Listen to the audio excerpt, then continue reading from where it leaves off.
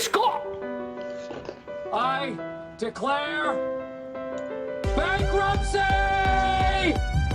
Bears beats Battlestar Galactica. Depression?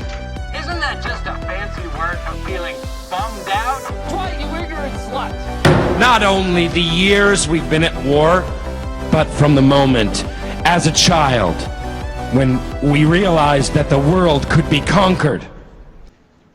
Welcome to the Great Scott, oh my god, I always added the. Welcome to Great Scott, the Office Podcast. I'm J-Ray, and with me, as always, is my desk mate, Jacob. Hey, how's it going, everybody?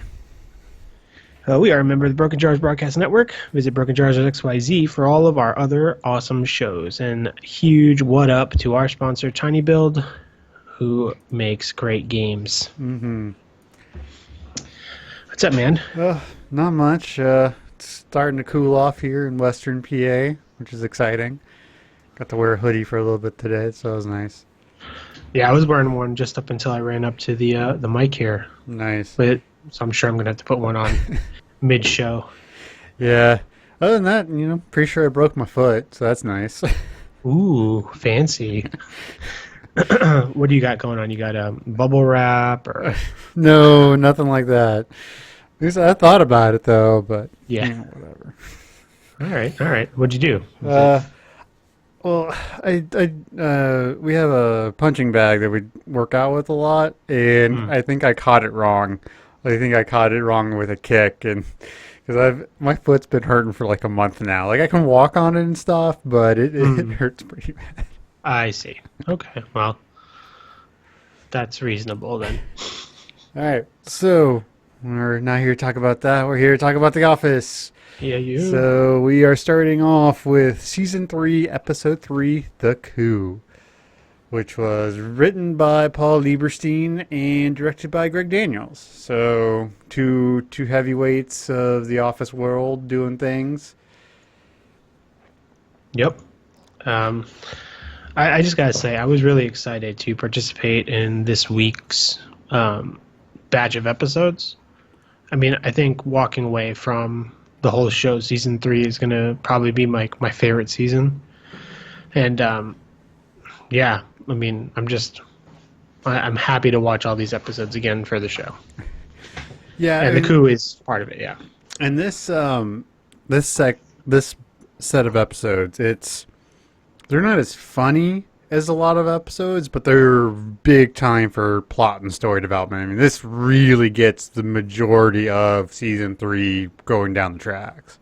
Yeah. I mean, I think that's maybe why I like this season so much, because it's got probably some of the best balance. Well, no. I mean, the show always does a good job of balancing, like, the jokes and the plot. I think it's just Season 3, I like what the plot did. It's in later seasons that the plot itself is what I don't like about the show. But I still like the characters and why, it's easy to come back. Right, and one reason I think by Season 3, characters are developed, they're ready to go. We kind of know what they're going to do in some respects, and we have this relationship with them at this point. So it's more about what's going on with the characters and the characters developing themselves. So, just, I don't know. That's what I think. So the coup opens up. It's not really a cold open, but it's Movie Monday, which started out as training videos, then a medical video, and then half-hour installments of a movie every Monday. And right now they're on Varsity Blues, which is very not work appropriate. I mean, there's language and titties and stuff. It's not things you should be watching at work. Yeah, well, it's funny too because they only watch it in half-hour installments. They said, Right. Which means like it takes weeks to watch that movie. It'd be about a month. Average movie's about 2 hours, so it'd be about a month. Definitely not like a feel-good flick to watch amongst your office day, But then Jan comes in, and everybody is in there watching the movie except for Angela, because Angela does not like Movie Monday, which is a big catalyst in this entire episode. Yeah. And you can kind of start to tell that Jan is just getting more and more fed up with Michael. Like, she's dressed him down in his office. Like, do I need to hire somebody to babysit you and all this Right. stuff? And yeah, it's a interesting dynamic. And part of me wonders, like, is it so much about is Jan pissed off at Michael because Michael chose somebody else? Is it because of his work performance? Both? More one than the other? Yeah, I gotta say, like, the growth of their relationship is kind of confusing to me sometimes because Jan is so, like, hot and cold. And then, obviously, Casino Night was kind of a, she was kind of giving in a bit, you know? She's like, yeah, I'll see what happens. And then Michael kind of does what he does with Carol. Yeah, and then, like you said, Jan's kind of mean for the most part until, like, a specific episode in this season where she kind of just, again, pulls another 180 and is back into, like, hey, I'll give you a chance, Michael. So it's kind of weird because the show is told from Michael's perspective. We don't really know what her train of thought is. Right. I never, yeah. Yeah, we never see. There's never any exposition about what she's been doing. Right. This If whole she's time. been going on other dates or, she says she has a therapist, but like, so what does she talk about in those therapy sessions? Well, I mean, if she's anything like Jan in later seasons, is she's trolling for some young ass somewhere. That's true. You take me by the hand, right? She's almost a pedophile. Almost, but classy. Right.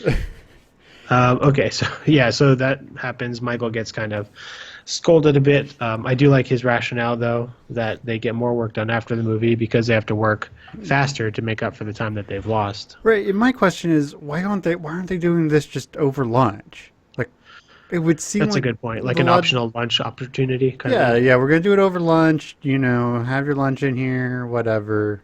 Yeah. That seems like the way to do it. I will say my girlfriend's place of employment does like a movie Friday, like once a year, and they'll play a full movie, and people can like bring in their laptops to continue their work or whatever.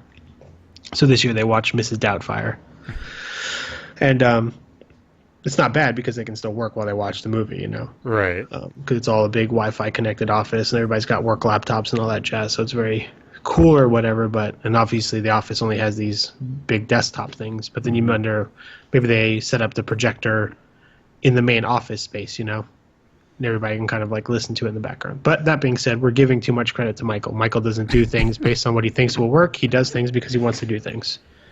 Right. And so as we said, Angela's the one who doesn't like it, and she's like, Michael's gonna get us all fired. They're gonna close a branch because of him. And Dwight, this is when you start seeing Dwight want to be manager, and it's her pushing, and it's Angela's pushing him. It's like, you should be manager. You should take over. And all this stuff. And that's like the first time where you see that Dwight kind of shifts into wanting to be manager. Right. Yeah, because up until this point, he's like always wanted more power, but like always being Michael's number two. Right. Right. And like you said, in this episode, Angela kind of points out that like Michael's never going higher. So Dwight has to take steps to progress his own career. Otherwise, he'll always be an assistant regional manager. This is, that interaction there is really big because it sets up a lot of the rest of the season, because there's more stuff. This sets up the whole thing with him quitting, and traveling salesman, and then we have the return later this season. That sets up those couple of episodes. It sets up a lot of the early Andy Dwight, fighting. Right. And it also sets up stuff about how like he didn't like it.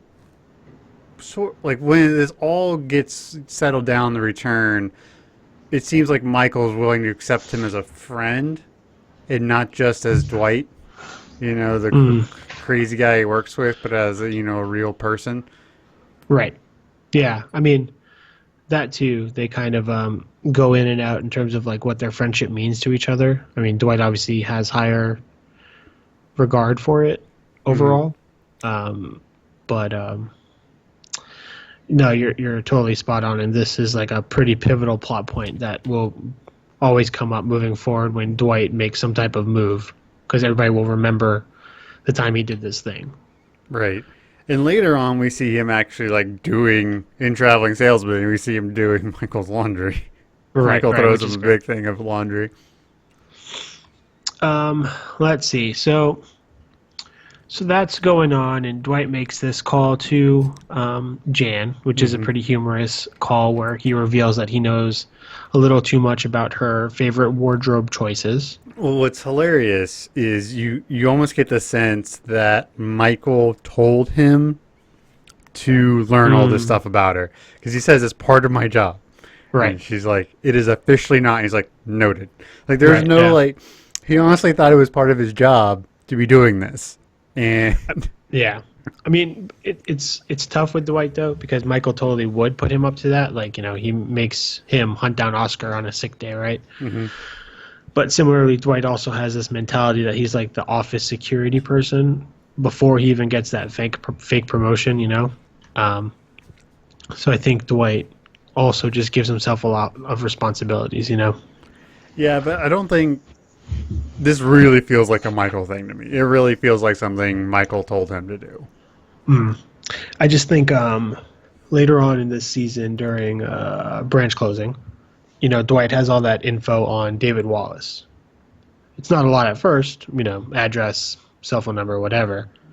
But as he's like digging through garbage and stuff, I feel like that's kind of what Dwight does. You know, he kind of like, he just feels like he needs to know a lot about people for like his own safety.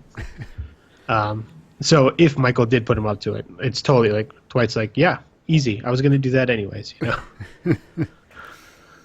And we have this fun B storyline with Jim in Stanford, and it's Call of Duty, which is one of the funnier bits from the whole Stanford stuff.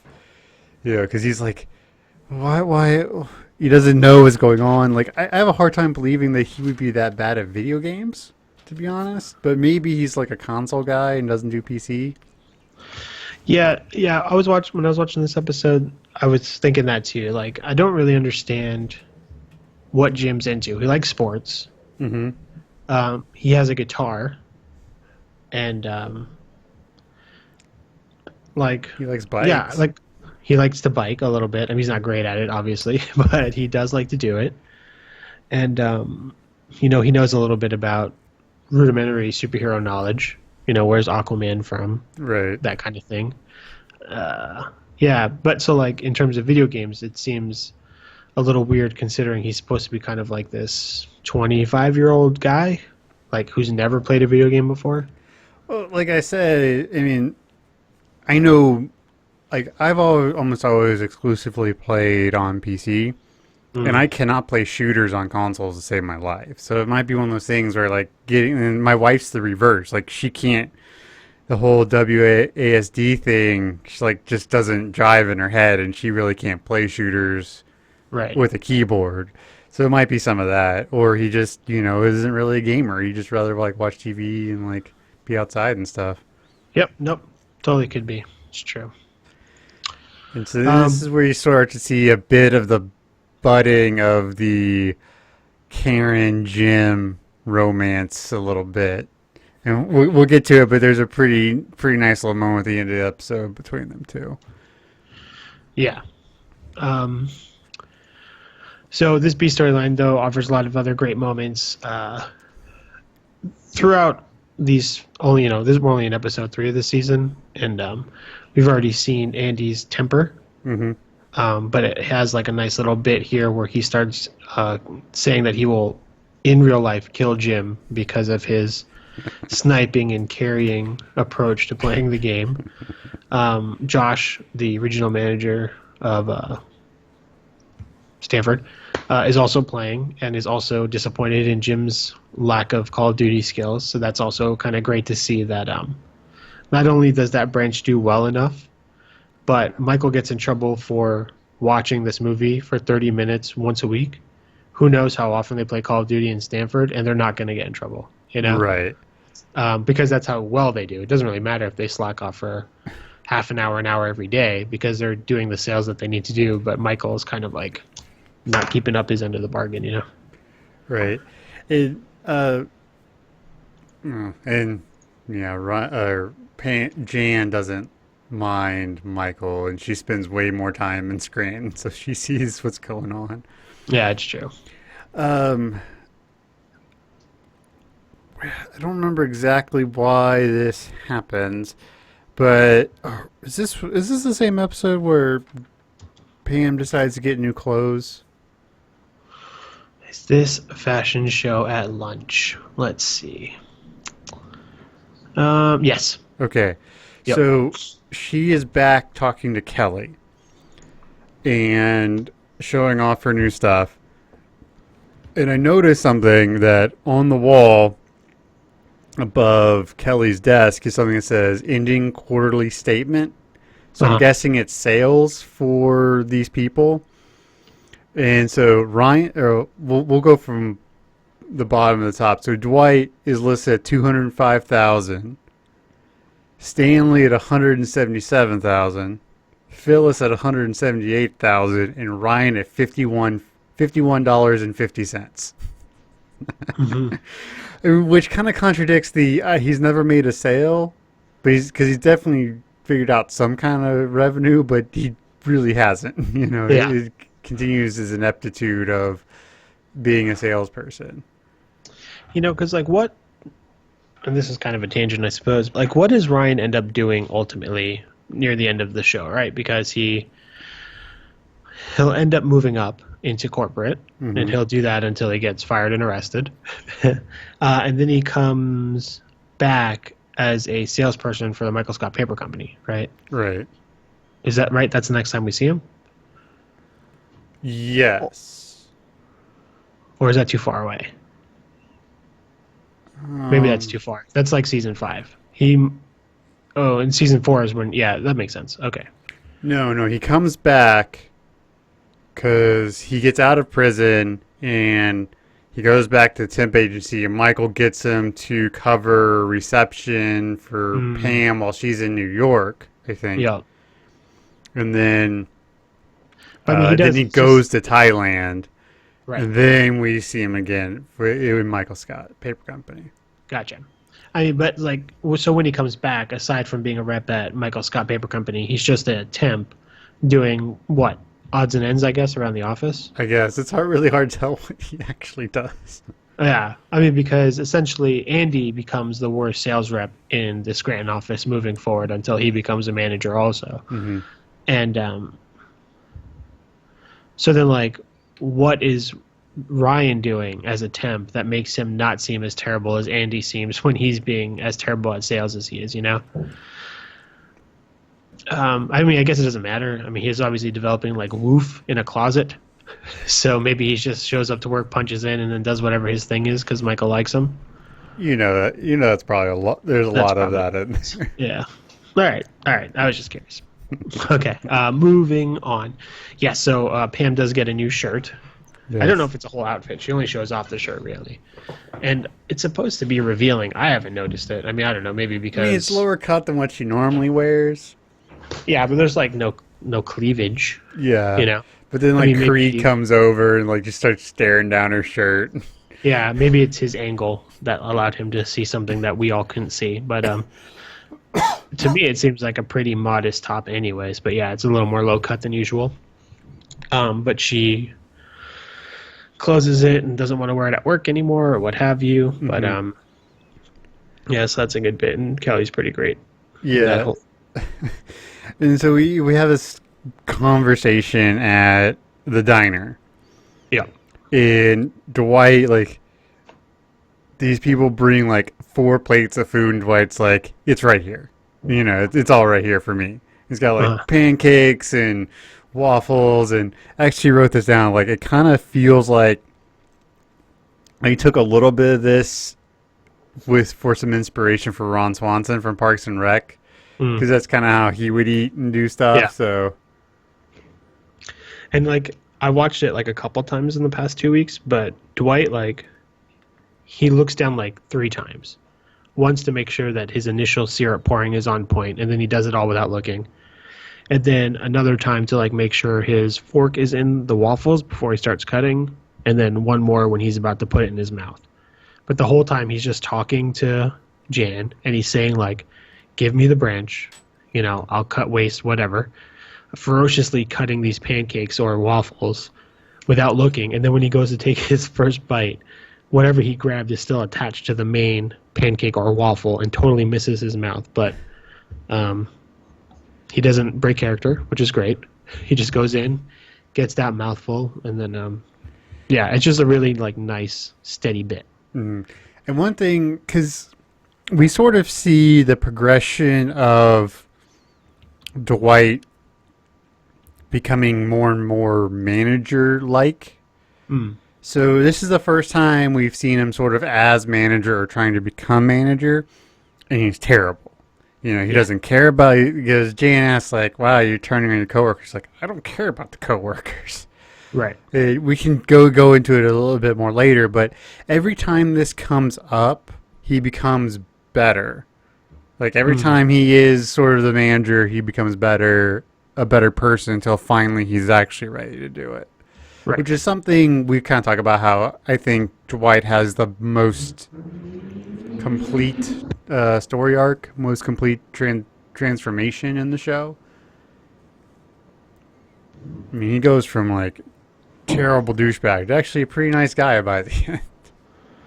Yeah, I mean, I think part of it too is just like he doesn't start off with the people skills required to do the job. So it's like all that growth, you know, interacting and the ups and downs, and like lets him be a little bit more humane and understanding to be a manager. Right, but he also, you know, starts getting connected to people, which is something, you know, he hasn't really done yet. Right. So immediately Jane calls Michael, says, this is what's happening. You gotta get in control of your shit. And Michael tries to turn the tables in a really classic Michael Dwight scene where Dwight is offered an M&M. He eats it. He is accused of maybe being able to eat hard candy a little too soon. Got this new fast dragon glue. Thank goodness for that. And his new dentist name is Crentist, which may be why he became a dentist. Just easier for his patients. I love that. I thought that was hilarious. And then there's this whole bit where Michael kind of goes on a ruse and says that Jan called and is demoting him and promoting Dwight up. Kind of crafty of Michael to see what Dwight's reaction is. Well, the thing is, like, when you see it happen, it's immediate, right?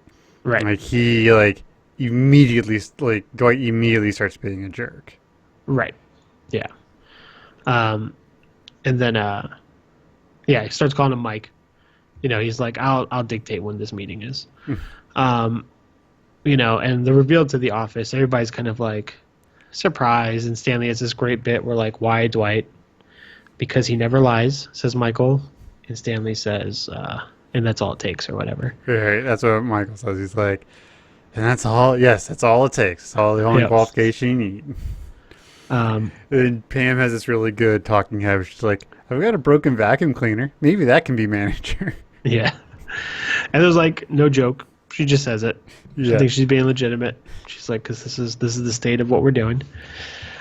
Of course, Michael can't keep up the game anymore once Dwight starts insulting his car, the infamous Sebring. And I wonder why it was that. Like, maybe it was just at that point, but like Michael has this really weird, complex about the Sebring. He loves it. He's overly protective of it. Like, someone's made fun of him before for owning it, and he has like prove it's not or something. I mean, Seabrings aren't bad cars, or weren't. I mean, they weren't great, but they weren't bad cars. Yeah, I don't know. I mean, I think the convertible is kind of like what he focuses on. Right. You know, and yeah, I don't know. It's his breaking point. But Michael has a lot of good, like, Jim-like moments, too, throughout this whole bit, where, like, he looks at the camera when, like, to give the camera a knowing look that he's very annoyed at Dwight's behavior. Mm-hmm. Now, there was something I know down is, so when they're talking in Michael's office about him getting the job, it seems like there's a couple times where Michael is trying to see if Dwight will turn down the job. You know, because he's like, he's really slow about it, and like gives him time to answer, and he's like, you know, there's a bit about how he's like, well, if you think it's the right thing to do or whatever, then I'll do it. And it seems like Michael was just trying to get him to not do it. Right. Yeah, I mean, I guess I'm wondering too, like, if he's trying to see that if Jan was maybe off base by her accusation, you know? So Dwight would, like, come clean and say what he was really doing or something like that, but... Maybe. Yeah. But Dwight gets called out. Rainn Wilson's really great at, like, crying and drooling at the same time, as I learned in this scene, because he's on his knees, he's basically bowing, and he's apologizing, and he's saying all the things that he'll do, including laundry for a full year. But something is I actually didn't catch before now was Michael's like, why should I keep you? Why shouldn't I fire you? He's like, because I have solid sales numbers. Yeah. I never caught that before. Yeah, and it's like, not good enough. He's like, I'll do your laundry. He's like, I have a laundry machine. And while this is all happening, Oh, go ahead. Oh, so while it's happening, Angela kind of is around about and is watching this whole sad affair kind of happen through the windows of Michael's office. And it's, you know, earlier in the episode, Dwight says that she can be in charge of the women. So she thinks this is her time to shine also, you know? So seeing her boyfriend in this state is, like, not great. Well, that's an interesting scene we should probably talk about because, you know, they're in the break room and she comes in and said, you know, we can make a difference.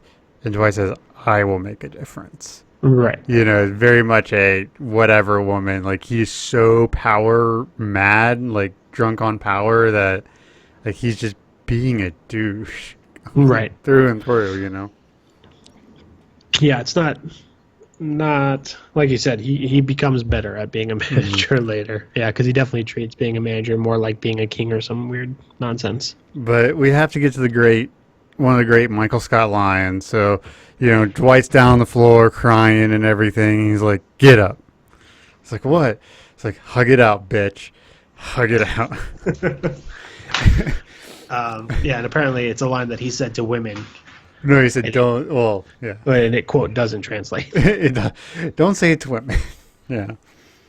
And then at the very end, there's a really nice scene between Karen and Jim where he's leaving for the day and he, like, throws a fake, like, imaginary grenade and she, like, throws the paper clips on her desk. And it's a really good scene. And at that point, I think everyone's like, yeah, they're gonna do it. Yeah. Yeah, it's never quite clear up until, like, after branch closing that Jim and Karen are an item. Because while they're in Stanford, there's nothing that's overtly datey about their behavior to each other, you know? Right. I mean, even on the last day, it's more joking, flirting. And presumably, I think at that point, they should be already dating, you know? Because the first day that Jim's back, he tells Pam that he's seeing someone. Right. And we'll get to this, but in Diwali, that's where they do the order form consolidation, I think. And, you know, Jim gets really drunk and she takes him home. And I always kind of assume that that's when they started dating. I see. Yeah, no, it's definitely reasonable. I mean, Karen's respectable, so I'm sure she didn't take advantage of Jim in his drunk state. Oh, no, I disagree. I see. But regardless, I think that experience and kind of seeing each other in that way, because up until that point, they've only ever hung out during work hours. Mm-hmm. So that, yeah, is probably a good opportunity for them kind of to get to know each other differently. So that happens. There's a great like ending bit where Michael reveals that he's actually not forgiven Dwight at that point, and that Dwight will be doing his laundry. Like, And I realized I was still angry. You see Dwight standing up on these like blocks of paper with a liar sign around his neck. yeah, it's really good. Yeah, and that's that episode in a nutshell. I mean, I think it's got a lot going on, and I think to me, it feels like the first time we see Jim substantially in Stanford. Yeah. The other ones, it's like we see him for a bit, but this one, like, he's almost a half of the episode, which is like nice. Mm-hmm. Yeah. So, what do you think of this episode? What do you want to rate it? You know.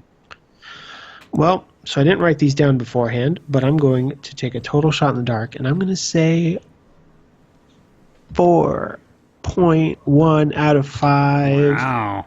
Big one. Waffles. But, yeah, I just like you said, there's a lot going on, but I think it's all entertaining, and it doesn't do the thing that always bums me out and has one of the characters we're supposed to like do something that we don't like.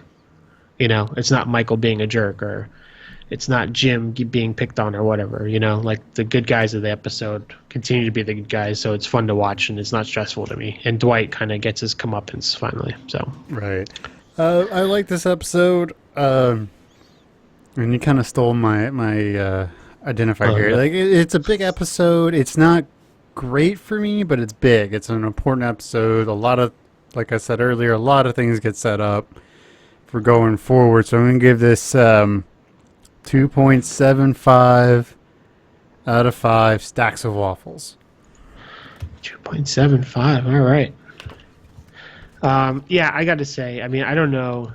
I think all my ratings for all the episodes this season are going to be way off the charts because they're my damn voting system. So that's what I choose to do, damn it. Okay, so we move on. And up next we have Grief Counseling. Episode 4 of the season. It was written by Jennifer Salata and directed by Roger Nygaard. Now, in terms of Jennifer Salata, I will say that watching a lot of the bloopers for the seasons, she seems to be on set a lot. She writes, she directs. She wrote Email Surveillance, Drug Testing, Grief Counseling, Benihana Christmas, Beach Parties, Launch Party, Goodbye Toby, and the list goes on. Wow. So there's a lot of bits during bloopers where one of the characters will be doing fine, but then Jen will laugh off camera. So everybody will be like, that's Jen. So that's how I recognize her name, because she's in the bloopers a lot because she thinks she's so fucking funny. Explicit tag, guys. Explicit. Okay. Yeah, and then this other guy, I don't know. Roger Nygaard. I think this is his first episode. It might be. Let's see. Clicking it now. Roger Nygaard. Grief Counseling, only episode. Wow. His description on the Office Wikia is directed an episode of The Office. So that's it. Wow. Huh. That's interesting. I guess you do have some of these one-offs, so maybe, like, I don't know, they just need to pull somebody in or whatever. Yeah. I mean, he's not even a writer for the show or nothing, but who knows? Anyway, so Grief Counseling. What is the cold open to this? Oh, it's this really funny bit where Michael has 3 or 4 columns of paper boxes, and he is asking different people in the office if they need something from the warehouse. And when they say they don't, he says, yes, you do. I'll go get it for you. And he does the old classic walking down the stairs behind a wall thing. Mm-hmm. First he gets Ryan a pencil. Then he decides to get Pam coffee. No, there was one other thing, and then Pam asks Michael, "Would you give me some coffee from the warehouse?" And he's like, "Oh no, there's the coffee in the break room, but theirs is so much better." And one, Dwight loves this way too much. He's like cracking up. No grown man should love this as much as he's loving it. Yeah. But I give Michael credit, man. He really like commits. So he's like crawling around the floor to get her coffee, and and then she's like, "Cream and sugar." He's like, but he stays with it. So I gotta give him credit for it. He totally commits, and he does the thing, and he does it well. I mean, he's all tired and huffing and puffing and sweaty and stuff, but he does it. So that's the cold open. It's very funny. But then we go into the episode itself, and he gets a phone call, Michael, from Jan, saying that we've lost Ed Truck. So the helpful guy Michael is starts looking for Ed's cell phone, but it is revealed that Ed Truck passed away. Right. And for those of you keeping score at home, we met Ed Truck during the carpet episode. Mm-hmm. I believe that's the only time that I think so too. Yeah. we meet Ed. Yeah. So Michael, he goes out and he tells everybody, and it's not until he realizes that he can get attention that he cares. Right. So like Kelly says something, and he's like, "Oh, wait, I guess I should be," and then he tries to start getting people to talk to him and that kind of stuff. So yeah, it's an interesting thing, and he Michael just starts milking it. Like he tries to get Pam to give him a hug and everything else. So that's really interesting to me, especially. But yeah, sorry, my thought train went off the rails there for a second. That's fair. Totally reasonable. Let's see. So Michael kind of goes through this interesting roller coaster ride during this episode, right? Because he starts off kind of not really affected by Ed dying, and he's kind of using it to get sympathy for it, right? Right. And he doesn't even realize he could do this up until Kelly and Phyllis are trying to console him, Right. And then when he starts seeing he can get that, he uses this as this like weird perverted opportunity to like become emotionally attached to his coworkers. So he's like walking around the office and he keeps bringing it up. But I think as he continues to talk about it, he starts to get sad himself about it. And it becomes a totally separate issue. It's not so much that Ed died, but it becomes this thing where he sees himself and Ed as a previous regional manager. And when he's making that connection and seeing everybody else's kind of lack of sadness over Ed, he kind of sees it as a parallel of himself and how he might be perceived moving forward. And I'm jumping ahead, but that's kind of... So Michael kind of goes up and down in terms of like, he's taking advantage of the situation, then he feels legitimately sad, but not for the right reasons. And well, he really didn't. I mean, yeah, he milked it, but it wasn't until Creed told him that Ed was decapitated. That's right. He lost his kappa. But the question is, do we actually know if Ed actually was decapitated? Because it was coming out of Creed. So there's a really good chance he just, died in his sleep. Yeah, no, that's a really good point. Because who knows where Creed's getting his information from. Because there was something I exchanged that I don't remember what it is, but it makes it sound like Creed doesn't know what he's talking about. Mm-hmm. But, Michael believes it because it's so... whatever. Yeah, I mean, Creed says it so matter-of-factly. He says he's like drunk as a skunk. Mm-hmm. His vehicle slides under an 18-wheeler.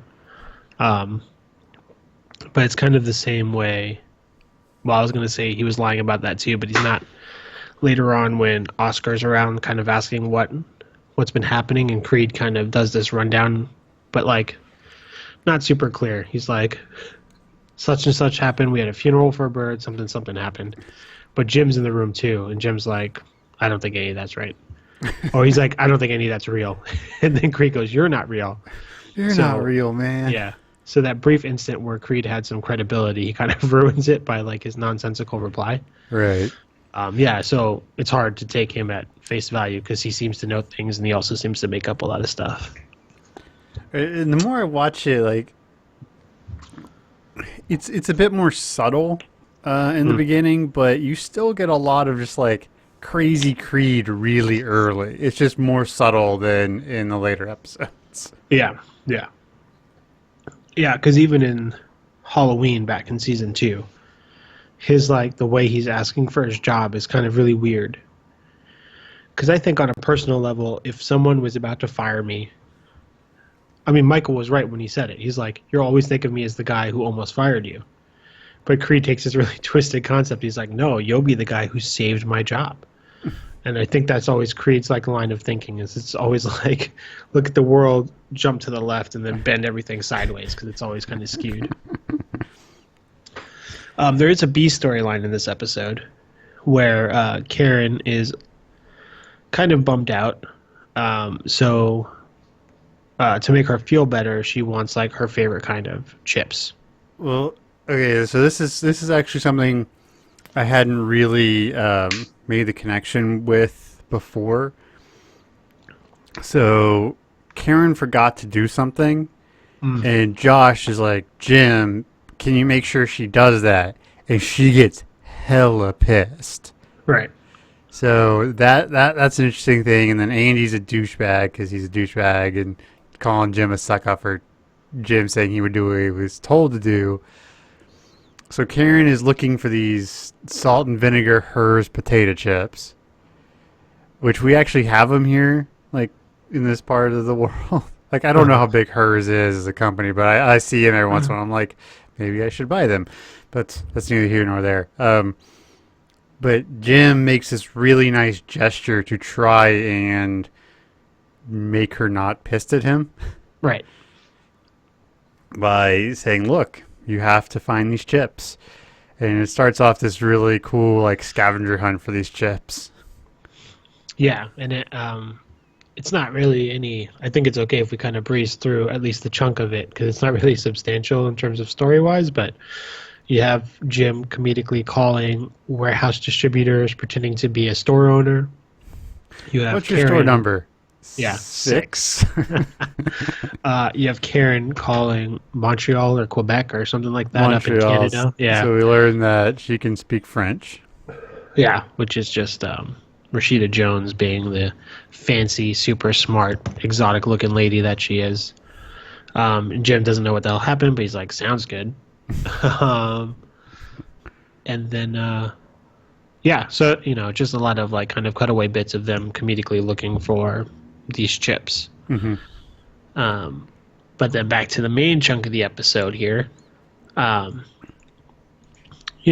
Michael's trying to plead with Jan what they can do to honor Ed Truck. Right. Because Martin Luther King gets a whole day. Yeah. He didn't even work there, Jacob. Well, what's funny is if you look while he's talking to Jan, he's looking at a picture of him with Ed Truck, with his hip, frizzy hair and everything. He actually takes an envelope and like covers Ed's head. Yeah. So something I hadn't really caught before, but it's super subtle, yeah. So we end up with Michael wanting to make a robot of Ed, and Dwight's like, look, we need to make him 2/3 the size and give him a 6-foot cord, so if he turns on us, he won't kill us. Yeah. I love his preparedness. It's like, that's not a bad idea. Yeah, and normally Michael would kind of like scoff at that kind of stuff, but Dwight suggested it, and Michael's like, that's a good point. 6-foot extension cord makes sense. So that's going down, and Michael's just trying to get the whole office to properly be sad about the whole thing.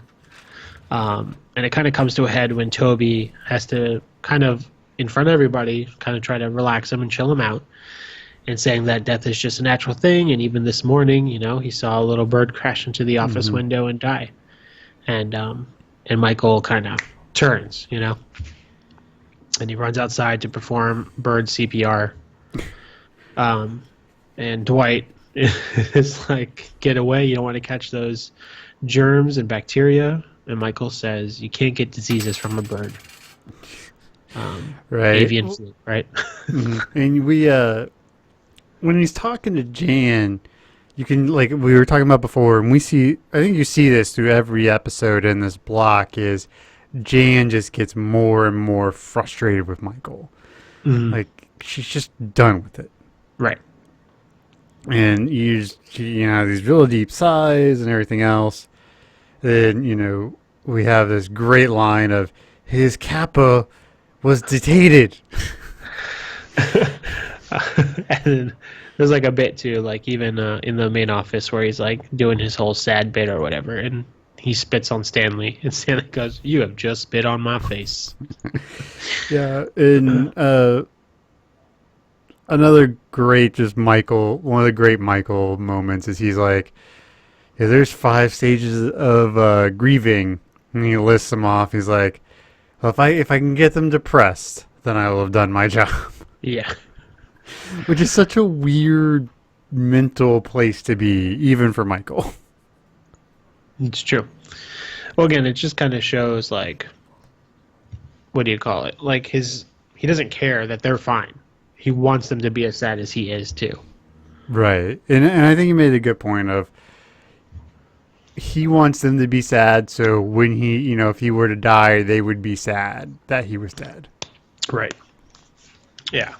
The bird didn't make it hours ago.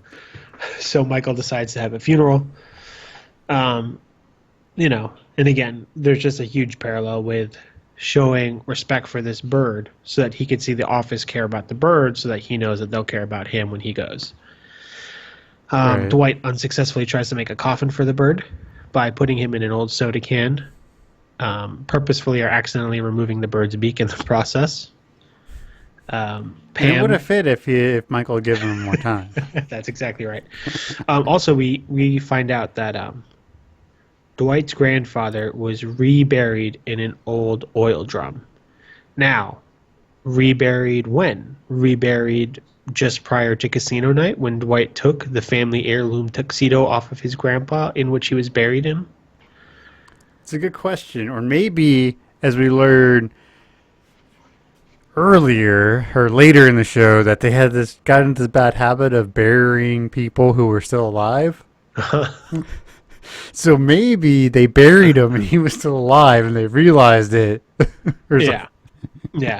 I mean, also too, maybe it's just regular to exhume the bodies of Schrute folk all the time. They're like, "Oh man, he was buried with that watch, and I don't know what time it is." So you take him out real quick.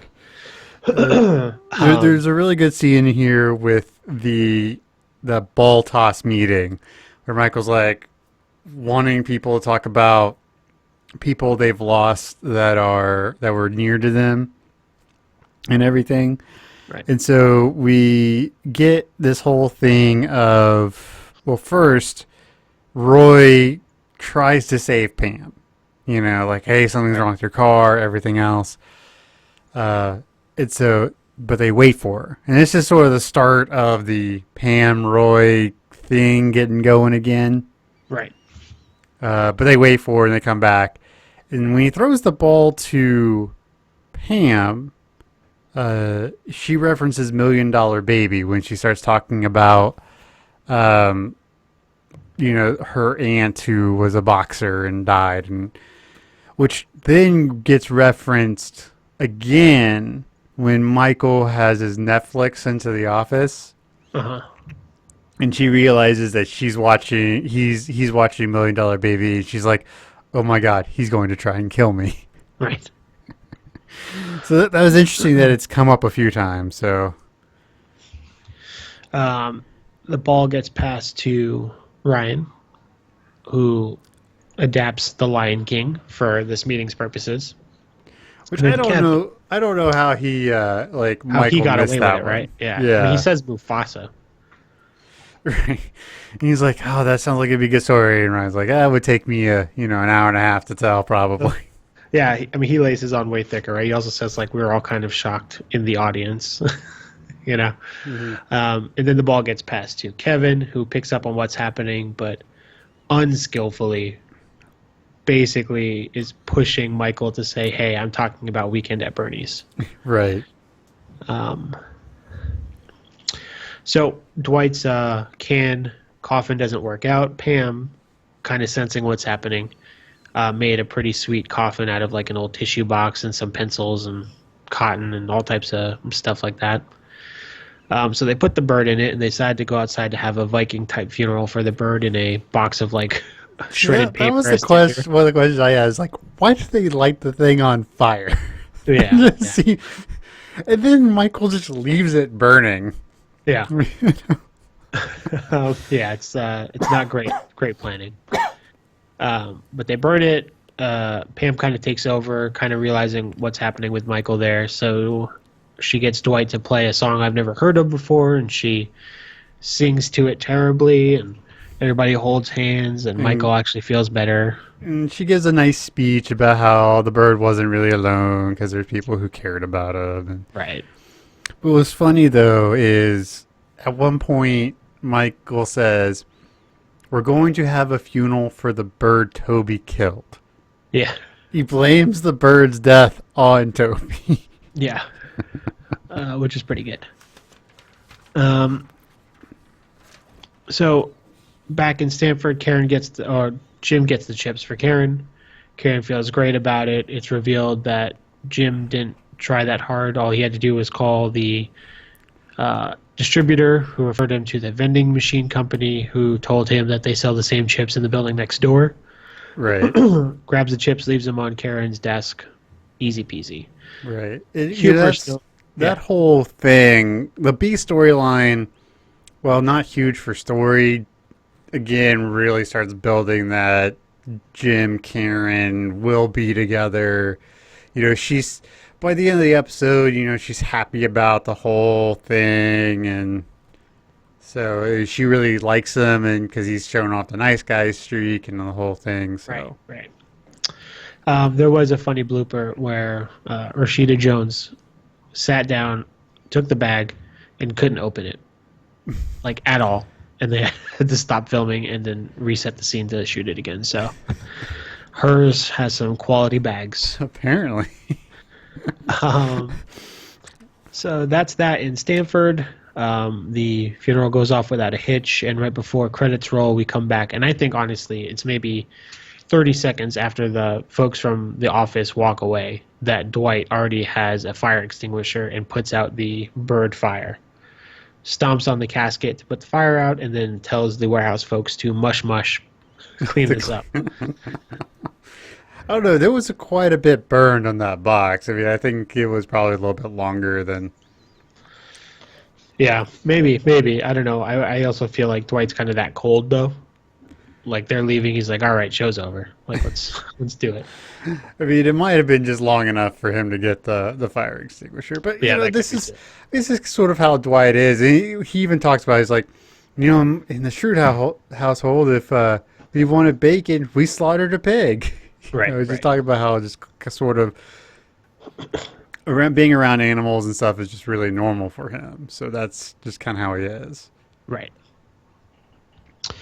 So that's it. Anything else? No, I mean, it's a good episode. It's fun. Nothing. It's just kind of there. I mean, it builds some relationships, but beyond that, it's not really key to the story for the season. So yeah, it's a good one. I like it. What would you rate it? My rating's not going to reflect what I just said, but I gave it 2 out of 5 burning birds in the wind. Nice. Okay. Yeah, I like I said, I mean, I'm a sucker for this whole season. And especially having watched these 4 episodes like in a group, you know, it's hard to take the episode out of the context of the whole season. But so I gave it a 3.2 out of 5 tunes played on a recorder. It's sad, but it's got some real funny bits. I mean, anytime Michael runs sloppily past the camera and the crew has to chase him down the stairs is always like is a pretty solid bit. Right. And And something that isn't really talked about, but like Dwight's got some serious musical ability because he can play the guitar, he can play the recorder. You know. Yeah, I mean, and then later on when Andy comes on board and he's playing the guitar and he plays the banjo and he's playing the steel drum, they have a pretty solid little band going on between the two of them. Mm-hmm. That is a good scene where they're in the break room with Aaron. That's way down the line, but yeah, that's a really good scene. My girlfriend, I think, got there maybe a couple weeks ago or whatever, and she purposely brought that scene to my attention. She just thought how funny it was that like Aaron splits and they're just like going off and they're doing really well with each other, but Toby's got to knock him off. He's like, guys, come on. So next up we have Initiation, written by B.J. Novak and directed by Randall Einhorn. So this episode is all about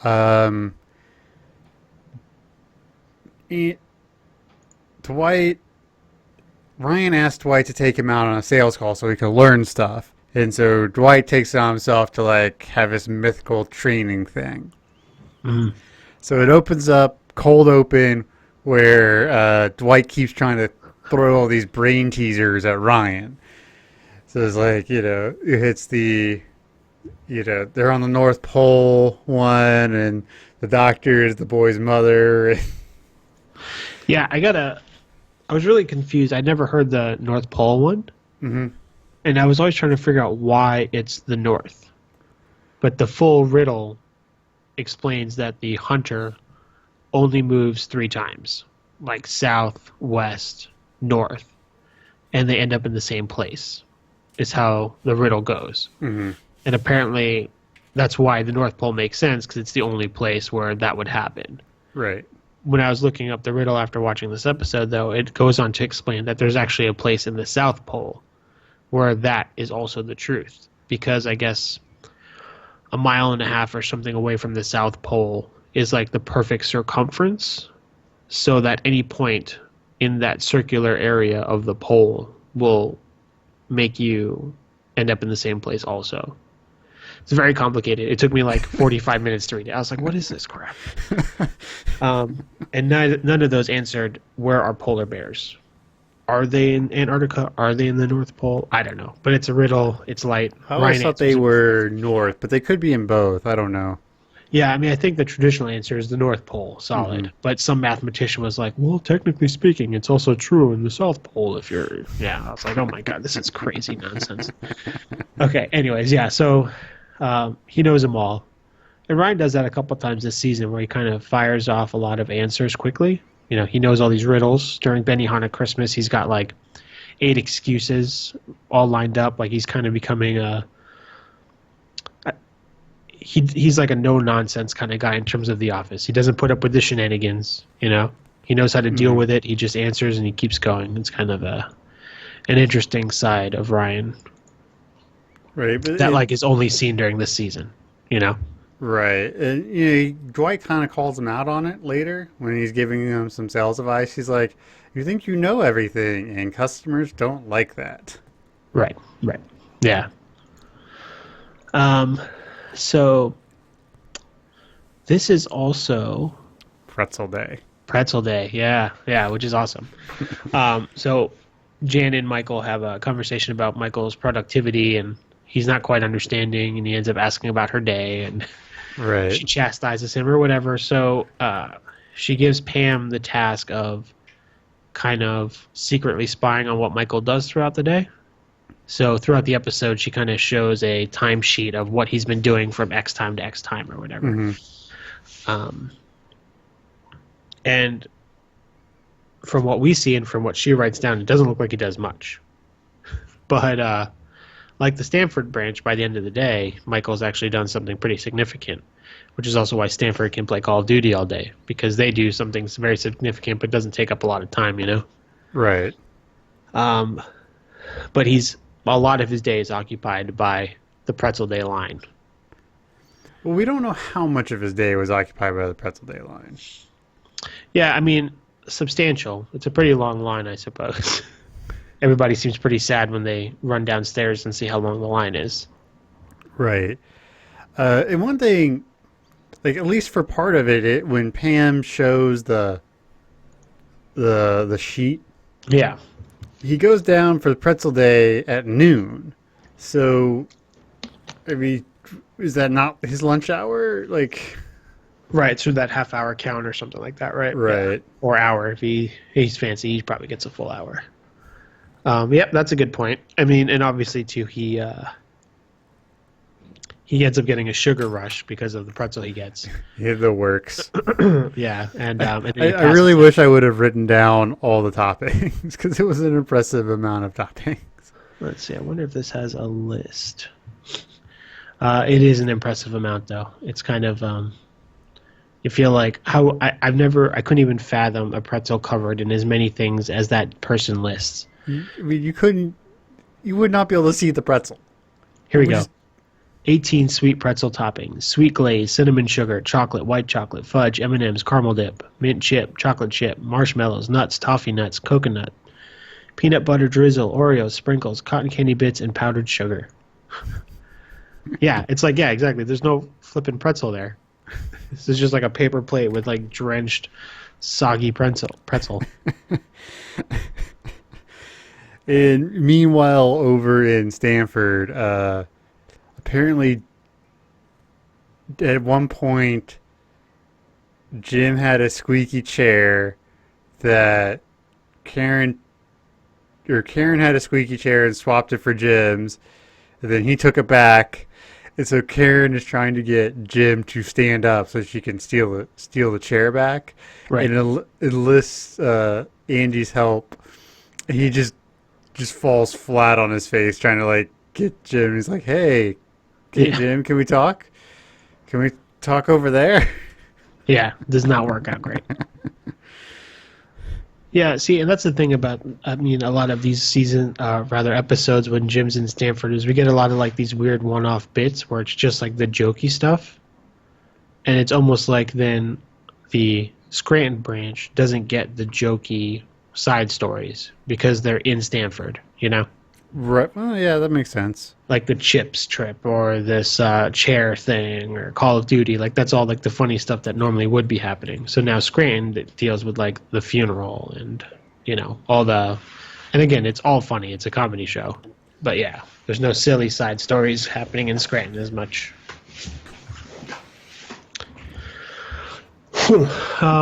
Okay, so that's going down, but eventually Ryan and Dwight are out on the road and they're going to a sales call, quote unquote, and they find themselves in a large field, which happens to be part of Schrute Farms. Dwight tries to pull some Miyagi nonsense by having Ryan try to pick a beet seed out of his hand, which he does in like 2 attempts.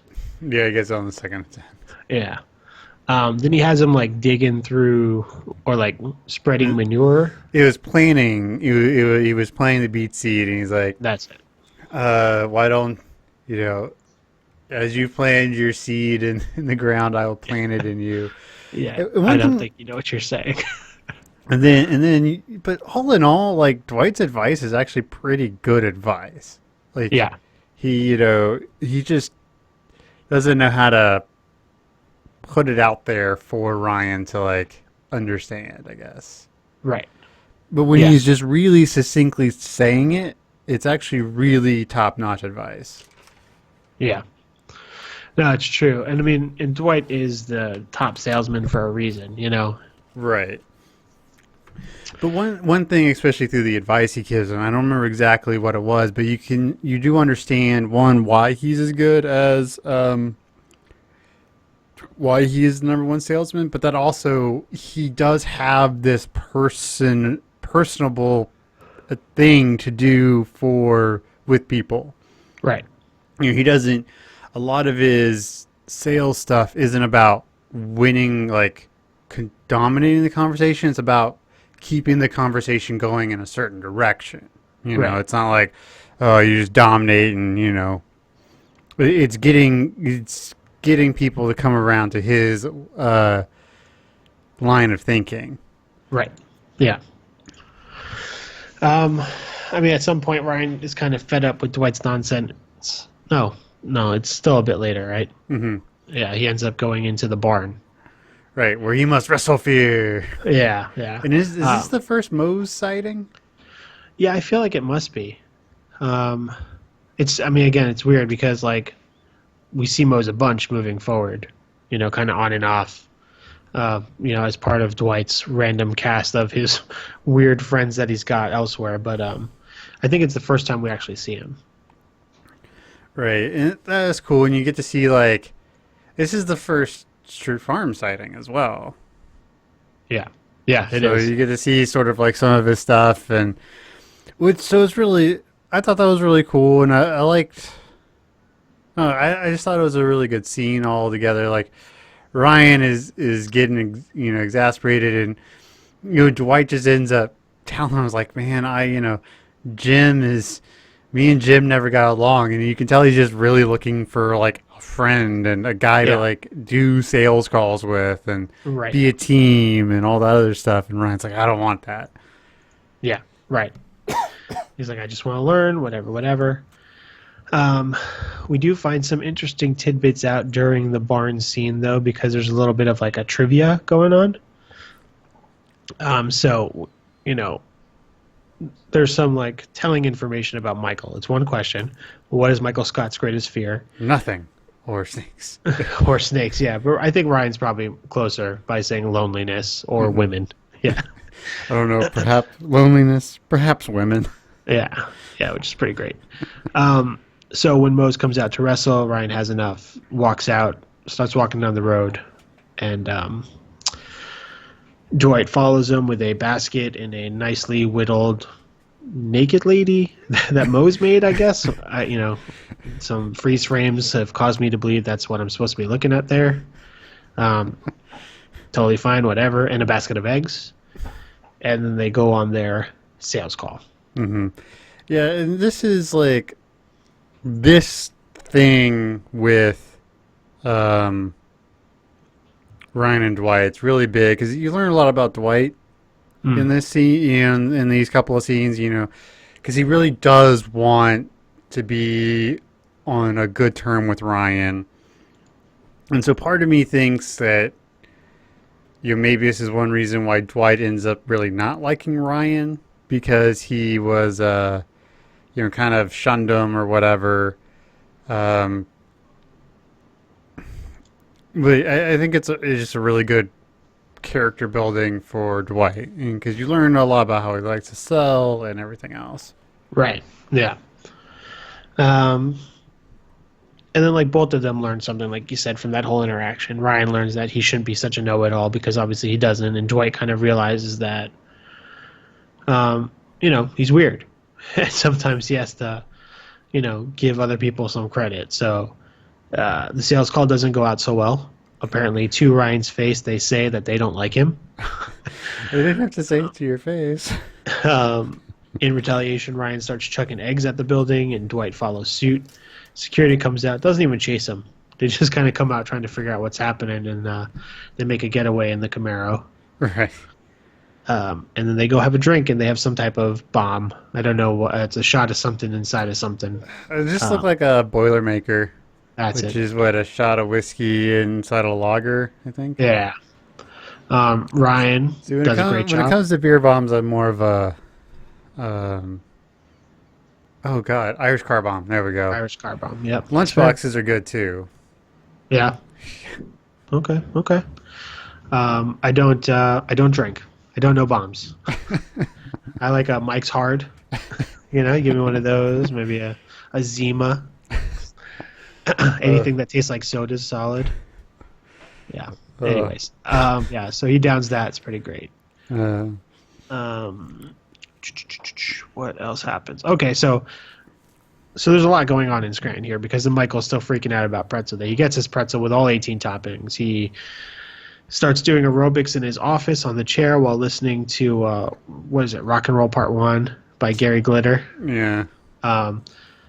He is trying to arrange the office in many a different way to maximize productivity.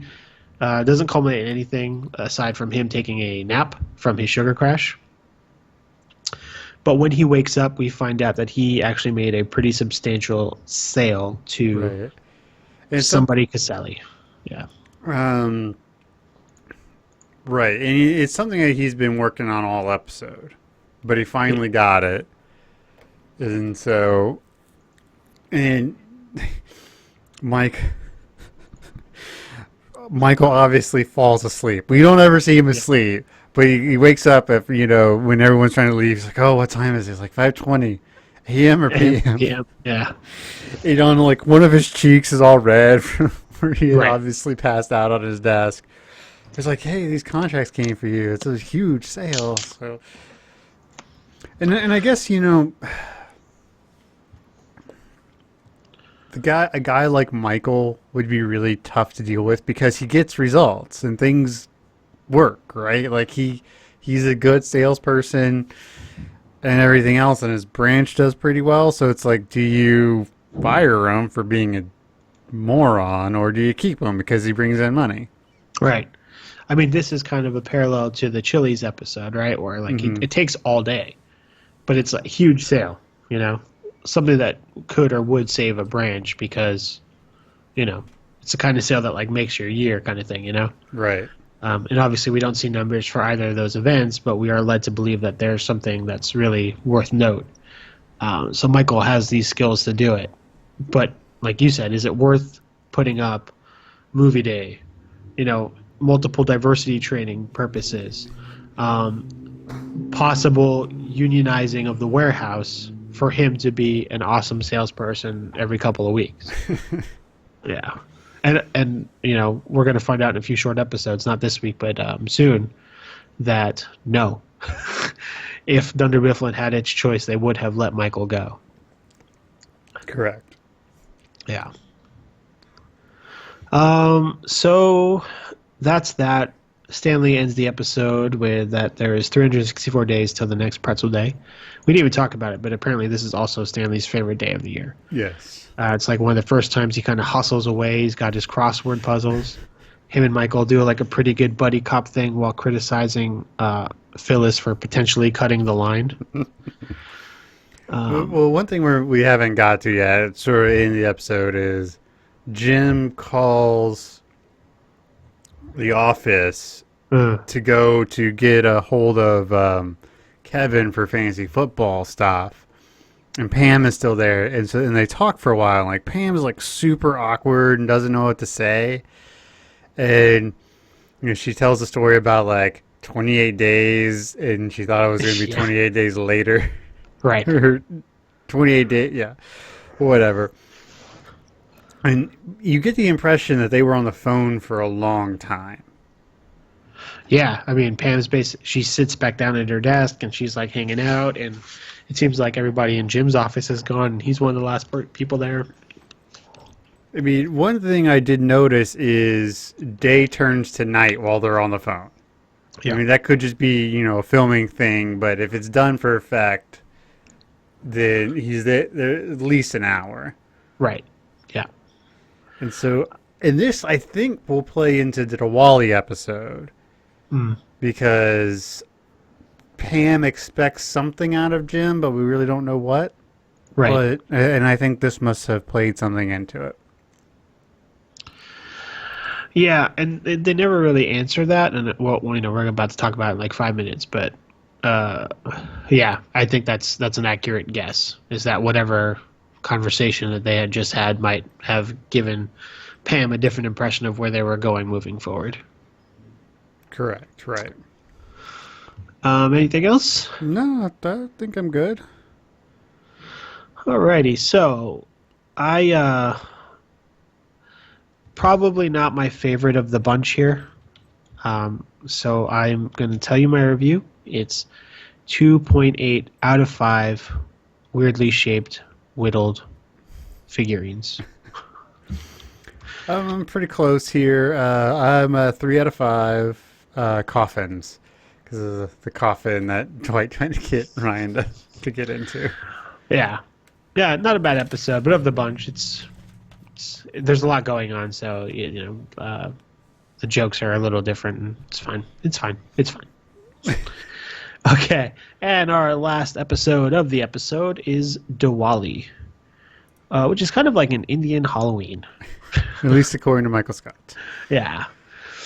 We've got, well, we'll do it proper. It was written by Mindy Kaling, totally fitting, makes sense. Hopefully, I'm glad it was written by her because some white person who doesn't know what's happening starts talking about other people's religious occasions. Maybe it'd be a little weird and inappropriate, but I hope Mindy Kaling knows what she's talking about. And it was directed by Miguel Arteta. Right? It was actually kind of funny. Oops, sorry. Oh, he only directed this episode, so not much to say about him. What's kind of funny is you're talking about how, a white person shouldn't do it, but in the episode, the white people are the only ones who know what's going on because Kelly doesn't know anything about it except for it's fun and there's dancing and food. Yeah, it's pretty great. So our cold open is not really cold open, but essentially Ryan is putting on his article of clothing. Did they give it a name in this episode? I forget what it's called. I don't know what it's called either. I should look that up. We get right away. We get Michael being super like racially insensitive by laughing at Ryan. He's like, "Nice dress." Da, da, da, da. Yeah. What's funny is there's a bit where like Pam and someone else says that they think he looks good in it. Right. And Michael says, "How come you didn't get me one?" to Kelly. Yeah. Once he realizes that like the women like it. Yeah. I mean, one is if it's like a cheap piece of clothing that she can just buy a bunch of.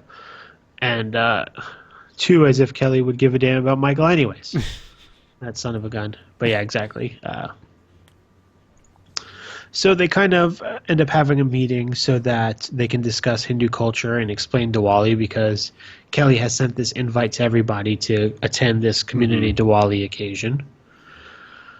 So in the meeting, they talk about famous Indian folks, and there's a picture of Ben Kingsley up there. I mean, Ben Kingsley's the only one. I mean, obviously he's not Indian, but it's the only person that Michael's familiar with. Everybody else he has to like read off of cue cards. Right. Different Nobel Peace Prize winners and such. In a Pooh from The Simpsons. Exactly, because, of course. And the meeting eventually spirals into a conversation about the Kama Sutra. Because of course it would. Yeah, and Michael has made some very nice color printouts for the whole office to look at. Creed is already familiar with all of those positions, as is Meredith, though she doesn't have the label for it. It's like, oh, that's what that's called. And it takes Angela to finally be like, hey, this is offensive to me. And Toby agrees, starts confiscating things. What I did find funny is like Pam was really into it. Like if you like watch her, she's like really like studying this thing. Yeah, I mean maybe she she could just use some tips now at this point. She's been single for a while, she's been out of the game, And this whole meeting, like I don't know, it's weird because even though Dwight, because Michael wants Kelly to explain what Diwali is, right. and he's not really doing a good job. And then Dwight gets up and starts telling the story of Diwali and the actual story. Right. And Michael's like, "Look, this isn't Lord of the Rings. Go sit down." Da da da da. But it's true. It's just how it happened. Yeah, that's exactly right. Yeah. So I mean, the meeting eventually kind of just ends there in that regard. But everybody's gonna go. Well, we don't know if Pam's gonna go, and like Kelly's like, "I thought we were really good friends. Why aren't you gonna come?" Yeah. Da, da, da. Yeah. Meredith does. Oh man, is Meredith not there? I don't think Meredith's at the party in the end. And if she is, we don't see her at all. Because she suggests to Pam that they stay in together watching Sex and the City drinking apple teenies. That would be an interesting experience. Yeah, I mean, essentially, I think it would turn into Meredith just drinking the alcoholic substance straight without mixing it with anything right out of the bottle. And I could see her trying to get handsy with Pam. I don't know. I mean, I don't know either, but I think Meredith will just do people. I know, but she doesn't seem like somebody who would swing that direction. Yeah, I mean, it could be. I don't know. I just don't want to put it past Meredith. She's been in front of cameras. She knows many sex position. You know, I don't want to not give her enough credit, I suppose. It'd be unfair of me. That's true. Um, And our B yeah. storyline is in Stanford with the order form consolidation. Yeah. So this is, I don't know why they have to do this and Scranton doesn't. Right.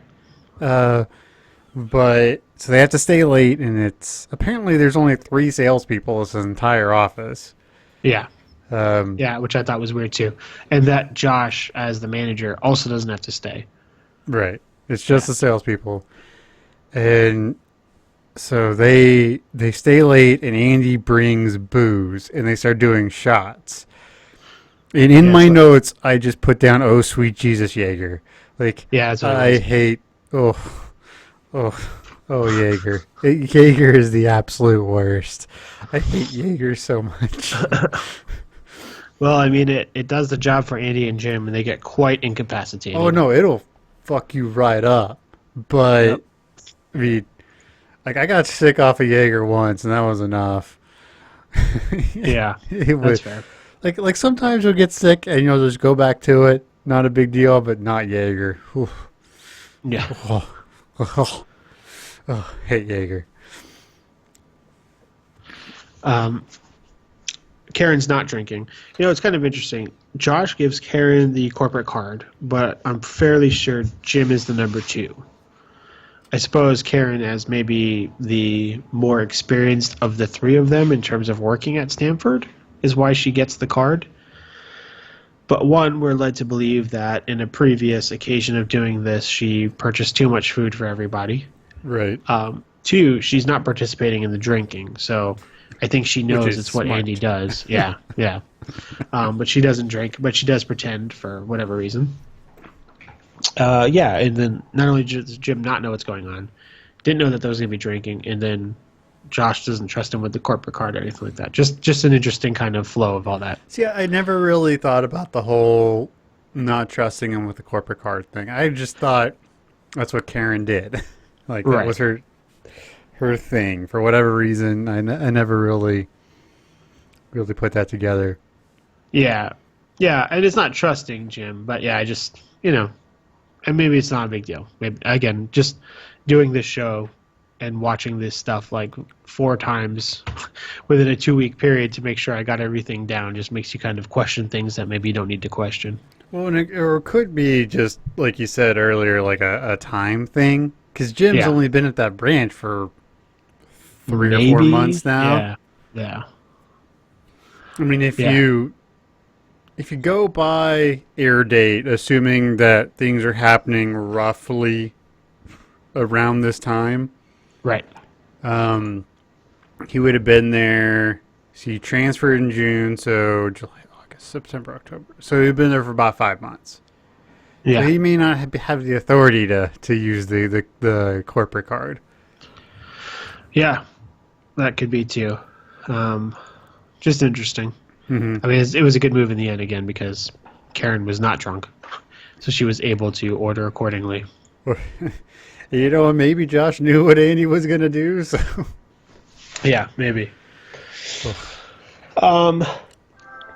So we eventually end up at the Diwali festival. Right. Um, Michael tells Carol that it's a costume party, and she knows what's up. Like, she's, keen on all this stuff. And he's like, well, what do you call that? It's like a woman in a sari. Right.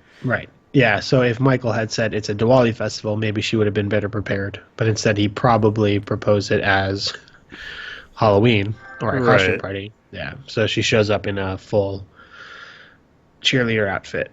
And Mike shows up in the thing he wore for last year's Halloween.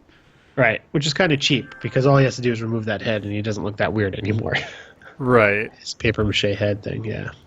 What I did find funny, though, is, like, Dwight shows up perfectly dressed for the occasion. Well, we do find out during Diversity Day that Dwight's got a bit of a thing for Indian culture, Indian ladies.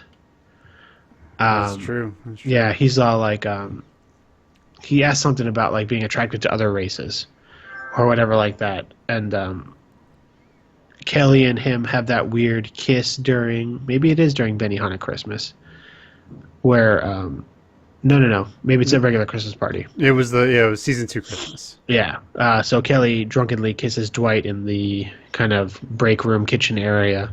Angela sees it, and that's when she goes outside to smash ornaments with her tiny little feet. Yeah, so I think Dwight does kind of have a thing for Indian culture, but you're right. He shows up and he's got the pants, he's got the shirt, he's got no shoes, he gets the music, he's already dancing and shiz. Yeah. Yeah, and an interesting thing here is Roy actually shows up, but like Pam's like dancing with this Indian dude, and he just like leaves. Yeah. So it's kind. I don't get why he left, to be honest. Well, I think it's because she's dancing with that doctor guy. And obviously he doesn't know he's a doctor. I don't think that's important. That's just a frame of reference for everybody. But I think he sees it, and I guess he's kind of embarrassed to try to like encroach, or maybe he'll feel like a stalker kind of thing, because it wasn't clear if he was going to come or not. So for him to show up and she's having such a good time, like maybe he'll feel like the odd man out or something. Right, and part of me also wondered if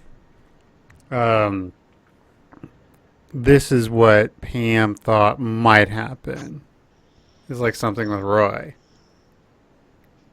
Oh, you think? I don't know. Like it's really unclear what she's hoping for, but I know in the end she does end up texting Jim, but he's already passed out. Right. Yeah, I got to say, I think it's not until after Benihana Christmas where Pam is probably even teasing the idea of like hanging out with Roy at all. Right. Because, yeah, I mean, I think she just feels pretty good about like kind of being on her own. So I think it's when she realizes that Jim's with someone where she's kind of like open again to like Roy being that dude. Mm-hmm. Because then they share that hug in Benihana Christmas too, where Roy gives her this gift, whatever it is, and she likes it. So it's kind of Roy being on the up and up again. Right. Let's see. Then we go back to Stanford, and they're getting plastered on Jaeger, and he's got 3 bottles of booze. Yeah. He's got Jaeger, vodka, and some other brown liquid that I couldn't figure out by the bottle. But and they're supposed to go to work the next day. Like, I don't know. Yeah. At least it seems like they're supposed to go to work the next day. Maybe it's a Friday and Andy's just gonna sleep at the office until the morning. And yeah, no, it seems like a bad choice considering how crunk they got. You gotta give Andy credit. At least he had the forethought to bring an air mattress so he wouldn't have to drive home. Yep. I wonder, like, corporately speaking, if there's rules against that kind of thing. Like, would you get in trouble for sleeping at the office? Yeah, I feel like, that's why I think it's weird that, I guess they're trusting Jim as the number 2 to kind of keep that order. That's why I'm surprised Josh doesn't hang out also to make sure like everything stays on the up and up. But yeah, it's got to be a definite no-no. If we're going to continue to talk about fireable offenses, I think getting wasted in your office and then crashing into the outside shrubbery in your bike is going to get up there. That's at the very least a write-up. Well, no, crashing in the outside shrubbery, that could just be an accident. But no, you should never get sloshed at work. Right.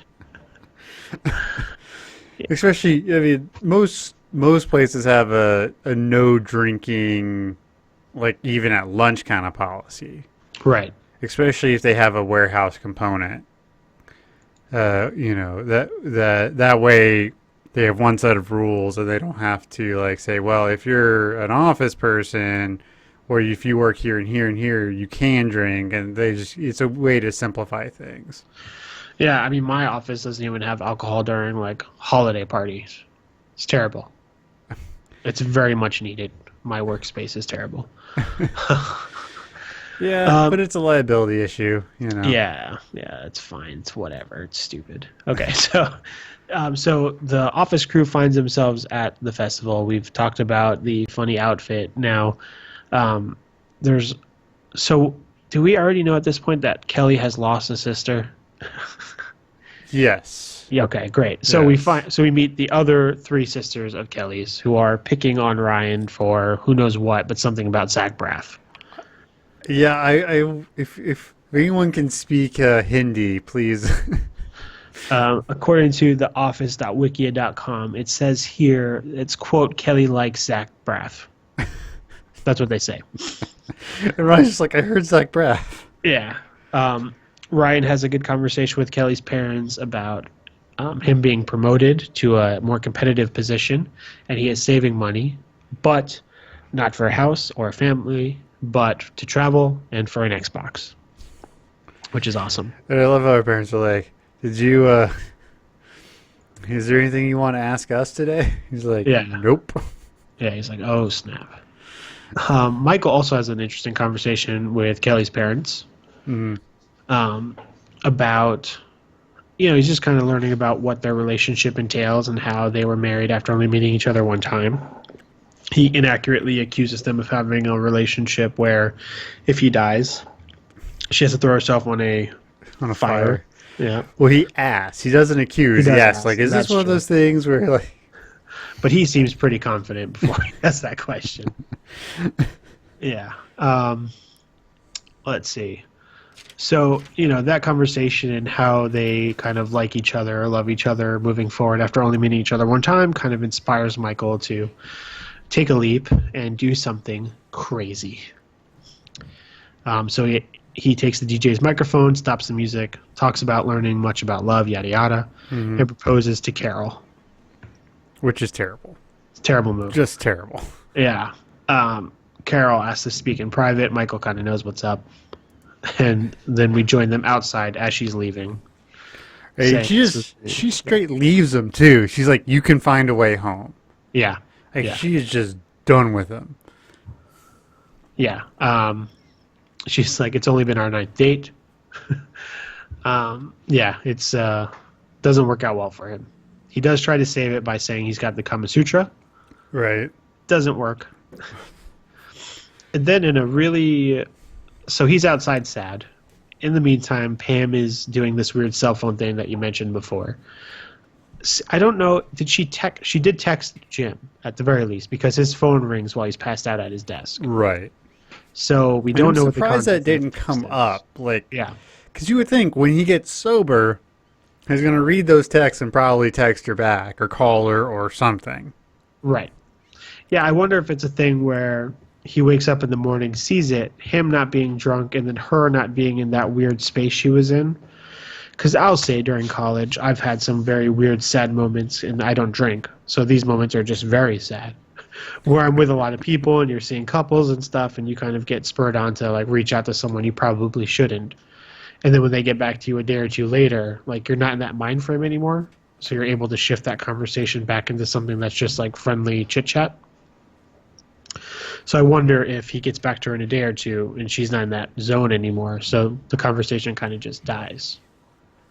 Yeah, maybe. Yeah, I mean, again, it's just totally speculatory because, like you said, it's never brought up again. Things they should have done. Yeah. But Angela's outside guarding the shoes. Right. She's a big old racist. And you have this really great scene with Michael and Pam. They're talking out on the steps, and like Michael tries to kiss Pam. She's like, "What are you doing?" And he's like, It's like, what are you doing? It's like, I'm rejecting your kiss. Yeah. I mean, it came out of nowhere. I gotta say, I don't fully understand why it happens either. I think, again, it's because Michael's kind of in this zone. So, like, Pam texting Jim about who knows what, Michael is also feeling like this lack of human whatever. And that's why he does this thing to Pam. It's pretty terrible. It's kind of skeevy. I was liking Michael for many an episode up until he starts trying to mack it to Pam in this way. Yeah, it's not great. So she says she can give him a ride home as long as he hangs out in the back seat. And then he is forbidden to talk at some point too, because So this is like that show Taxi Cab Confessions. If you say one more word, you're getting out. yeah. So it's weird. It happens. What are you gonna do? Now, this is, since you don't drink, this is some good information for you. Like, so they ate sushi for dinner. If you're gonna be drinking heavy, there is nothing worse to eat than sushi. Really? Just, oh yeah, especially if you think you might get to the like sick point. 'Cause sushi on the return trip is the absolute worst, and put that on top of being drunk. It's terrible. I did that once and never again. Yeah, I didn't think about the return trip. That's terrible. I mean, they killed. I mean, granted, the bottle was only like 3/4 full, but it was a big bottle of Jaeger, and they killed it. Right. So I mean, you're looking at probably like 8 or 10 shots at least of Jaeger. Yeah. That'll. And what I assume would be a fairly short period of time, 4 or 5 hours at most. Yeah. I mean, yeah, I did not envy them watching it, and based on your description, I don't envy them in actuality either. Because it seems like it wasn't that late when they get done. Because it's hard was because still at the Diwali festival when she was texting him, and Jim was already passed out. Right. Yeah, maybe it's like 8-ish, 9-ish. Yeah, we're not in like 10, 11 o'clock area. But so yeah, late for a weekday. They're probably pacing for like 20 to 30 minutes a shot kind of thing. Yeah, that makes sense. Oh, that's a bad idea. That's a bad idea, Jim. So what ends up happening is Karen's totally fine. They're all done. She's about to walk out.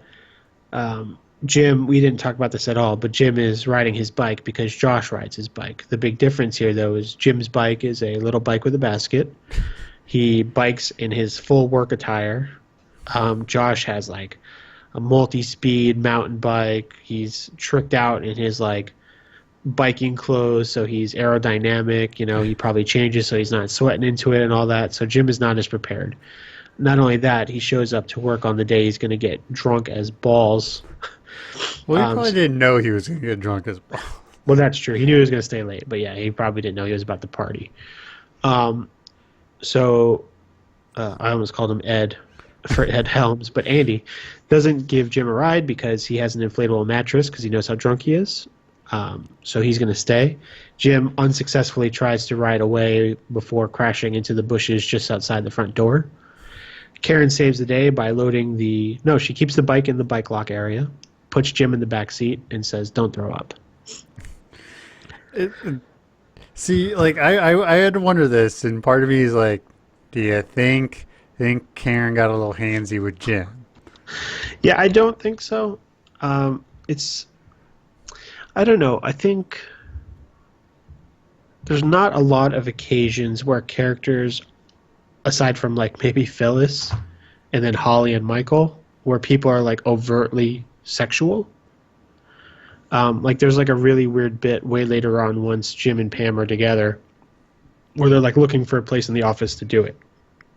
And it's like the first time that either of them talk in a way that like indicates to us that, oh yeah, like they have sex with each other. And then Robert California shows up, and that's all he talks about. Right, yeah. So I feel like even together when Karen and Jim are dating, it's like they never really talk like they're dating, It's flirtatious, and they have like the couple's arguments or whatever, but they're never like making out, and they're never talking like big picture stuff, or Karen never looks over like Amy Adams' character and says, "You think that'll ever be us?" or anything like that, Right. So I feel like she did not grope Jim while he was passed out. That's going to be my... It's possible and it's up for interpretation, but that's what I'm going to walk away saying. I think she probably did not rub her junk on his face while he was sleeping. That's one way to put it. Yeah, thank you. I mean, because like it's too nice for Jim to think that he gets to get drunk, pass out, and then a super hot lady will go tugging on his junk, right? In this situation, we'd have to feel like if Karen would be the predator, then she would want to be fulfilled. She doesn't really care about Jim, so she's probably gonna like. Well, sit maybe somewhere. she just wanted the cuddles, like. Well, that's true too, but then I mean, she doesn't seem like a cuddler. She seems like a no-nonsense kind of lady. She seems like someone who gets two beds. You sleep in that bed, I'll sleep in my bed. Then we've got a sex bed in the other room. Okay. That devolved quickly. Okay, so Carol leaves. Michael ends up at home. Everybody's sad. Everybody's drunk. Nobody's happy by the end of the episode. Except for Karen. Except for Karen. Doesn't she end to say, like, he's kind of cute or something? Like, yeah, it's one of these episodes where she does kind of make a comment about, like, how, it's cool. But the episode ends with Michael and Dwight doing a rendition of Adam Sandler's Hanukkah song, right. but about Diwali. It's not bad. Not It's terrible. not bad. It was funny, and you see Dwight playing the guitar. Yeah, and that's back-to-back Dwight singing there. Or, no, it's not. It's Grief Counseling, he did the recorder, then Diwali, he did the guitar. So. Right. Very musical season for Rainn Wilson. Yeah, that's about it for this episode. I mean, anything else that we might have missed? No. No, I think we've pretty much hit everything. Yeah, I mean, the focal point for this episode in terms of, like, Season 3 plot progress is definitely Michael and Carol, Jim and Pam, and then Jim and Karen. That's kind of like the takeaway. Because this sort of sets up the breakup. Yeah, right. Which actually is going to be part of our next episode. Well, we need to look at the schedule. Yeah, well, I think... Oh, that's right. Yeah, because we're going to have some weird stuff coming up soon. Right, because this is... Let's see. Oh, yeah, and shout out to Reddit, who said my keyboard's too loud. My bad. It's fine. You're like, whose keyboard is that? Right, but hopefully next episode... Well, before we get into that, what are you going to rate this episode? So I'm going to give this episode a 3.12 out of 5 s'mores. Sure. Yeah, it's good. It's funny. There's some sad parts, but it's pretty solid. Mm-hmm. I had pretty much the same idea. I gave it a 3 out of 5 slutty cheerleaders. Nice. Depending on how the schedule works out, next time we'll be doing branch closing, the merger, the convict, and I believe Benihana, all of Benihana Christmas. Yeah, according to our Google Sheets here, it is all 4. Okay. We actually continue to do 4 episodes until probably season until 4. December. Yeah, for the job and fun run. So end of season 3, beginning of season 4. Oh, yep. Yeah, I mean, what else do I have to say? I mean, we do appreciate all the feedback we get from Reddit and all the other places that people reach out. People send us some emails sometimes. Obviously we super enjoy talking about The Office, and we'll continue to talk about it how we talk about it. But if anybody's listening and they've got specific talking points they want us to hit or little bits that we want us to do that are reoccurring. I mean, it's hard, right? Because everybody has a favorite quote from an episode. Because every other line is like a quote you can walk away from and being like, that's a funny joke. And I'm going to say that at another time that it might be applicable. So we can't say that because, I mean, as it is, the show's almost 2 hours. An episode airs for like 22, 23 minutes, which means we almost spend half an hour talking about a 23-minute episode, So... But, feedback's always welcome and appreciated, and it's awesome to know that so many people are listening. And you can send that feedback to brokenjarsbroadcasting@gmail.com. Hit us up on Reddit, on Twitter. We're easy to find, so just let us know.